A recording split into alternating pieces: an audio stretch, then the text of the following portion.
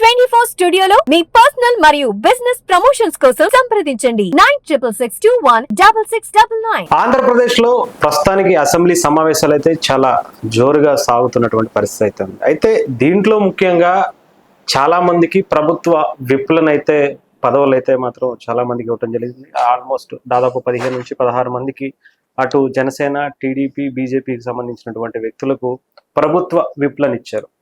అసలు ఈ ప్రభుత్వ విప్పులు అంటే ఎవరు?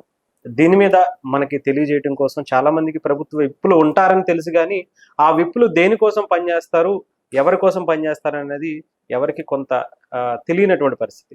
అలాంటి విషయం మనకి తెలియజేయడానికి సీనియర్ జర్నలిస్ట్ కిరణ్ పోల్దాస్ గారు మనతో ఉన్నారు. ఆయన అడిగి అసలు ఈ ప్రభుత్వ విప్పుల పని ఏంటి అనేది తెలుసుకుందాం. నమస్తే. నమస్తే హరీష్. చాలా దీంట్లో ముఖ్యంగా ప్రభుత్వ విప్పులు వీళ్ళని మనం చాలా సంవత్సరాల నుంచి చూస్తూ ఉంటాం. ప్రభుత్వం మారినప్పుడు కానీ ఇంకొకటి కానీ వచ్చినప్పుడు ప్రభుత్వ విప్పుల్ని నియమించాము అని చెప్పి, ప్రభుత్వ అసెంబ్లీలో విప్పు జారీ చేసాము అని చెప్పి, ఇట్లాంటివి. అసలు ఈ ప్రభుత్వ విప్పులు ఏం చేస్తా ఉంటారు? అసలు వీళ్ళ పని ఏంటి? తాజాగా ఈ చర్చకు కారణం అడగడానికి కారణం తాజాగా నియమించిన విప్పులే కదా. దాదాపు 16 మందిని విప్పులుగా కూటమి ప్రభుత్వం శాసనసభలో నియమించింది. 4 శాసన మండలిలో నియమించింది. జనసేన పార్టీ తరపున శాసన మండలిలోనేమో హరిప్రసాద్ గారు విప్ పాత్ర పోషించబోతున్నారు. అక్కడ చీఫ్ విప్ ఏమో పంచుమర్తి అనురాధ. అంటే ఈ కూటమి తరపున ఒక చీఫ్ విప్, మిగతా వాళ్ళు విప్పులు ఉంటున్నారు. శాసన మండలిలో ఒక చీఫ్ విప్, 3 విప్పులు ఉన్నారు. 3 విప్పుల్లో 2 తెలుగుదేశం, 1 జనసేన పార్టీ హరిప్రసాద్ గారు. అలాగే శాసన సభలో తీసుకుంటే జీవి ఆంజనేయులు గారని వినుకొండ ఎమ్మెల్యే, ఆయన చీఫ్ విప్ గా ఉన్నారు. ఆయన కాక 11 మంది తెలుగుదేశం వాళ్ళు విప్పులుగా ఉన్నారు. జనసేన నుంచి ఒక 3 విప్పులుగా అవకాశం వచ్చింది. బొలిశెట్టి శ్రీనివాస్ గారు, ఆరణి శ్రీధర్ రైల్వే కోడూరు బొమ్మిడి నాయకర్. సో సామాజిక సమతుల్యత కూడా పవన్ కళ్యాణ్ గారు పాటిస్తూ ఒకళ్ళ ఎస్సీకి, ఒక బీసీకి, ఒక కాపుకి అవకాశం ఇచ్చారు ఆయన విప్పులుగా. సో బాహుబలి అంటుంటారు కదా, బాహుబలి అయితే విప్పు పాత్ర బాగా పోషిస్తాడని కావచ్చు, బాహుబలికి ఇచ్చాడు బొలిశెట్టి శ్రీనివాస్ గారికి. అయితే ఇక్కడ విప్ అంటే మనం విప్ అని కొట్టంగానే మనకు వచ్చే అర్థం ఏంటో తెలుసా? కొరడా దెబ్బ అన్నమాట విప్ అంటే. ఇది ఎక్కడి నుంచి వచ్చిందంటే విప్పర్ ఇన్ అంటుండేవాళ్ళు. ఇప్పుడు రాజులు వేటకెళ్ళినప్పుడు వాళ్ళతో పాటు కొంతమంది మాగదులు అంటారు కదా, కొంతమంది ఉంటారు వాళ్ళ చుట్టుపక్కల. వాళ్ళు ఏంటంటే చుట్టుపక్కల ఇటు వచ్చే కొన్నిటిని అడ్డంకులు తొలగించడానికి కొరడా పట్టుకుని వాళ్ళు గుర్రం మీద వెళ్తా ఉండేవాళ్ళు. వాళ్ళని విప్పర్ ఇన్ అంటారు. అంటే కొరడా జులిపించేవాడు అని అర్థం. విప్పర్ ఇన్ అంటే కొరడా జులిపించేవాడు. సో విప్ అంటే కొరడా దెబ్బ కొట్టేవాడు అని అర్థం అనమాట. సో అక్కడి నుంచి అది వచ్చింది. మన రాజ్యాంగాన్ని ఏంటంటే మనము కొన్ని ఎక్కువగా మనం లండన్ బేస్డ్, అంటే యూరోప్ లో మన బ్రిటన్ మనల్ని పరిపాలించింది కాబట్టి బ్రిటన్ బేస్డ్ నుంచి మనం తీసుకున్నాం చాలా వరకు. అలాగే మిగతా అన్ని దేశాల నుంచి ఎక్కడ మంచి సంప్రదాయాలు ఉంటే అక్కడ నుంచి తీసుకున్నాం. ఈ బ్రిటన్ నుంచి తీసుకున్నాము ఈ పద్ధతి అనమాట. విప్ అంటే కొరడా చులిపించడం. అంటే మీరు క్రమశిక్షణ తప్పారనుకోండి, బెత్తం తీసుకుని కొట్టడం అన్నట్టు లెక్క అనమాట. ఇలా చేస్తే నేను ఇలా కొడతా అని చెప్పడం అనమాట. అలాంటి ఒక పాత్ర పోషించడాన్ని విప్ అంటారు. ఇప్పుడు విప్పులు నియమించారు.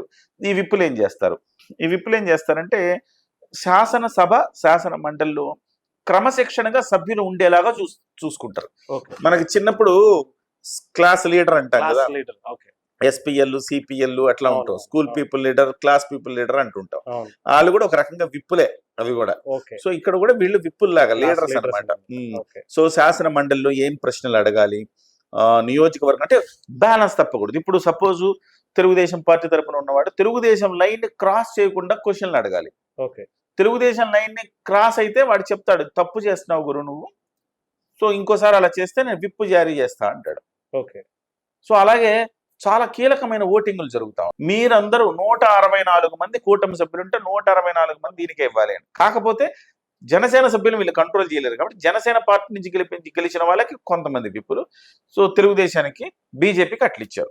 బీజేపీ తరఫున ఆదినారాయణ రెడ్డి గారికి ఇచ్చారు విప్పుగా శాసన సభలో. సో ఆ రకంగా విప్పు అంటే కొరడా చూపించడం, క్రమశిక్షణగా ఉండేలా చూడడం, పార్టీ లైన్ ని క్రాస్ చేయకుండా చూసుకోవటం వీళ్ళ బాధ్యత. ఒకవేళ క్రాస్ చేస్తే ఏమైంది, అనర్హత వేట్ అంటుంటాను చూడండి. ఇప్పుడు విప్పు జారీ చేయకపోతేనేమో నీ ఇష్టం వచ్చినట్టు నువ్వు ఎవరికైనా ఓటేసుకోవచ్చు. వన్స్ ఒక్కసారి విప్ జారీ చేస్తే, అంటే మీరు ఇదే ఈ పార్టీకి ఈ బిల్లుకి దీనికి ఇట్లా ఓటింగ్ వెయ్యాలంటే ఎవరైతే లైన్ క్రాస్ చేస్తారో ఓకే వాళ్ళ మీద అనర్హత వెయ్యొచ్చు అని చెప్పి శాసనసభలో అంటే ఈ రాజ్యాంగంలో పొందుపరచబడి ఉందన్నమాట. ఓకే అందుకోసం ఈ చీఫ్ విప్పుల్ని నియమిస్తారు. రైట్. అంటే చాలా మందికి ఇది అంత క్లారిటీగా అర్థం అవుతుంది. అంటే సలహాదారుల గురించి అయితే కొంతమందికి ఐడియా ఉంది. ప్రభుత్వ సలహాదారులు ప్రభుత్వానికి అంటే ఏదైతే చెడ్డ పేరు వస్తుందో దాన్ని అధిగమించడం ఎలాగా, లేదంటే ఇలాంటి పాలసీలు ప్రవేశపెడితే బాగుంటుందని ఇంకోటి చేస్తూ ఉంటారు. సో అలా దీన్ని కూడా పెడుతున్నారా ఏంటి అంటే ప్రభుత్వం గతంలో ఇది ఇప్పటి నుంచో ఉంది. అవును. అయితే ఇక్కడ రాష్ట్రపతి ఎన్నికకు మాత్రం ఈ విప్ జారీ చేయడం అనేది వర్తించదు. ఓకే రాష్ట్రపతి ఎన్నికల్లో మీరు పలానా వాడికి ఓటేయాలని మనం విప్ జారీ చేసుకోవచ్చు, స్వేచ్ఛ చేసుకోవచ్చు. అలాగే 2001 నుంచి ఎన్నికల సంఘము స్థానిక సంస్థల్లో కూడా విప్ జారీ చేసింది. ఓకే ఎంపీటీసీలు జెడ్పీటీసీలు ఉంటారు కదా, వాళ్ళని ఎన్నుకునే క్రమంలో వాళ్ళు విప్ జారీ చేయొచ్చు. ఓకే సో స్థానిక సంస్థల ఎన్నికలు ఎంపీటీసీకి జెడ్పీటీసీ, సర్పంచ్లకు లేదు, ఎంపీటీసీకి జెడ్పీటీసీ వరకు ఇవి అమల్లో ఉన్నాయన్నమాట. రైట్ అండి. థ్యాంక్ యూ సో మచ్ అన్న. చాలా క్లారిటీగా అర్థం అయ్యేలా చెప్పారు అని. అంటే ఇక సలహాదారులు అన్నారు కదా ఇందాక మీరు. అవునవును. అంటే చాలా మంది సలహాదారులు అంటే మా జగనన్న సలహాదారుల అర్థమే మార్చేశారు. మీకు గుర్తుంది కదా. సలహాదారు అంటే ఒకప్పుడు ఏంటంటే సలహాదారులు నియమించుకుంటే చాలా గొప్ప పదం అది. సలహాదారు అనేది ఎంతో నిష్ణాతుడైన వ్యక్తిని అందులో నియమించుకునేవాళ్ళు, అతని భాగస్వామ్యంతో నిర్ణయాలు తీసుకునేవాళ్ళు, అమలు చేసేవాళ్ళు. అవును. జగన్మోహన్ రెడ్డి గారు వచ్చాక ఈ సలహాదారు అనే పదానికి అర్థం మారిపోయింది. అదొక జాబ్ ఇవ్వడం అనమాట. నువ్వు ఖాళీగా ఉన్నావు కదా, నా పార్టీ కోసం నువ్వు పనిచేసావు కదా, ఏదో ఒకటి ఇవ్వాలి కదా, సలహాదారు పడేస్తా, 2.5 లక్షల జీతం, మిగతా 50,000 మిగతా అలవెన్స్లు ఓకే తీసుకో. అట్లా బోలెడు మంది సలహాదారులు నియమించుకో. పోనీ ఆయన ఏమన్నా చేశారంటే, మా గురువు గారు ఉన్నారు రామచంద్రమూర్తి గారు అని, ఆయనకి ప్రజా సంక్షేమ పథకాల అమలుకు సంబంధించి సలహాదారుకి ఇచ్చారు ఆయనకి. పాపం ఆయన్ని ఒక్కరోజు కూడా ఆయన సలహాలు అడగరు. ఆయనేమో ఆత్మాభిమానం గలవాడు, ₹1 డబ్బులు అనవసరంగా తీసుకోవడానికి ఆయన మనసు ఇష్టపడదు. సలహాదారుకి వెళ్ళాడు, ఆయన ఏమో చూస్తున్నాడు, ఆయన సిబ్బందికి ఆ ఆఫీసులో ఆయన కోసం నియమించిన సిబ్బంది ఉంటారు కదా, వాళ్ళకి సరిగ్గా జీతాలు ఎవరు వెనకిస్తారు, వాళ్ళకి ఎవరు సరిగ్గా జీతాలు ఇబ్బంది పెడతా ఉన్నారు. పోనీ ఏమన్నా సలహాలు అడుగుతారా అంటే సలహాలు అడగరు.